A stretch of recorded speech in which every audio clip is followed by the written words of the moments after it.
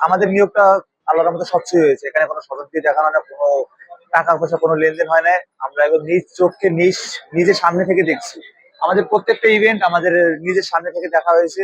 আমরা সরাসরি নিজের চোখে দেখছি যে কোনো প্রকার কোনো স্বজনপ্রীতি বা কোনো কিছু হয়েছে কিনা, এগুলো দেখছি। তারপর রিটার্ন পরীক্ষার সময় অনেকে আছে যে আপনার ভালো একটু সুবিধা নেয়, কোনো সুবিধা নাই।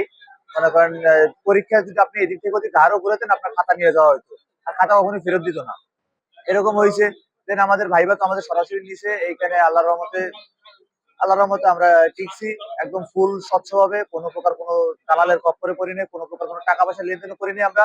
৫৬ টাকার বিনিময়ে নিজ যোগ্যতায় এই চাকরি পেয়েছি। আমার অনুভূতি অনেক বলে বোঝাতে পারবো না, কারণ আমার এই যে নিজ যোগ্যতায় এত পর্যন্ত এসে একটা চাকরি পাওয়াটা অনেক আনন্দের বিষয়। আমার বাবা একজন অটো চালক, তার মেয়ে আমি, তার হয়ে আমি নিজ যোগ্যতায় চাকরি পেয়েছি। আমার বাবা ফ্যামিলির জন্য এটা গর্বের বিষয়। ২৬ সালের ফেব্রুয়ারি মাসে সারা বাংলাদেশে ২,৭০৩ জন ট্রেনি রিক্রুট কনস্টেবল নিয়োগের জন্য পরীক্ষা করেছে।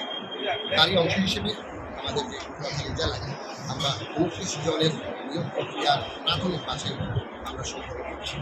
এই বাছাই প্রক্রিয়াটা আমাদের পুলিশ বিভাগের যে নিয়োগের নীতিমালা আছে সেই নীতিমালা অনুসরণ করেই করা হচ্ছে। আমাদের পটুয়াখালী জেলায় নিয়োগের জন্য সদস্য বিশিষ্ট একটি কমিটি গঠন করা হয়েছে।